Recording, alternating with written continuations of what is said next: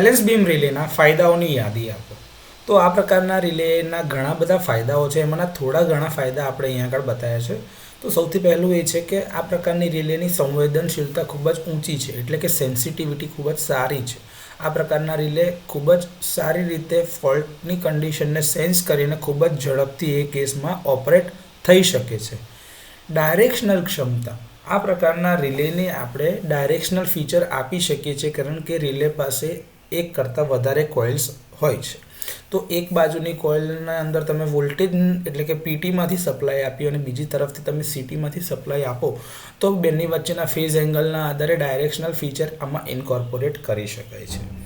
આ પ્રકારના રિલેનું બાંધકામ ખૂબ જ સરળ છે, કારણ કે એ સૌથી સરળ પ્રિન્સિપલ જે હોય વર્કિંગ માટેના એ કાર્ય સિદ્ધાંત ઉપર જ કામ કરે છે, જેમાં વેટ બેલેન્સ એટલે કે બંને બાજુના ફોર્સ અથવા તો વજન અથવા તો બળને એકબીજાની સમાન કન્ડિશન હોય ત્યારે ઓપરેટ થતા નથી, અને જો ઓપરેટિંગ બળ એટલે કે ઓપરેટિંગ ફોર્સમાં વધારો થાય તો રિલે ઓપરેટ થાય છે. એટલે કે જે બાજુ બળ વધારે હોય એ તરફ બીમ જાય છે.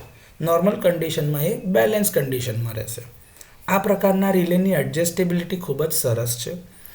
આની રિલાયેબલ ઓપરેશન એટલે કે વિશ્વસનીય કામગીરી છે કે જેના ઉપર ભરોસો કરી શકાશે, અને રિલે ચોક્કસ સમયે જરૂર પડે ત્યારે ઓપરેટ થશે જ.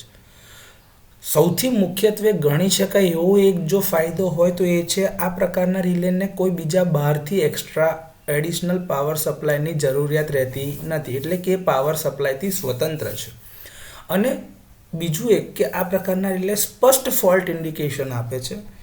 એપ્લિકેશનોની ખૂબ જ વિશાળ શ્રેણી એની પાસે અવેલેબલ છે, અને જો જોવામાં આવે તો આ પ્રકારના રિલેનો બીજો એક ફાયદો છે કે એમાં કોઈ પણ ઇલેક્ટ્રોનિક કમ્પોનન્ટ્સ નથી, જેના લીધે એના લાઈફ ટાઈમ એટલે કે એના ઓપરેટિંગનો જે સમય છે એ કાર્યકાળની અંદર એને ખૂબ જ લાંબો કાર્યકાળ મળે છે, કેમ કે ઇલેક્ટ્રોનિક કમ્પોનન્ટ હોય તો એ બગડી જવાની સંભાવના વધી જાય છે.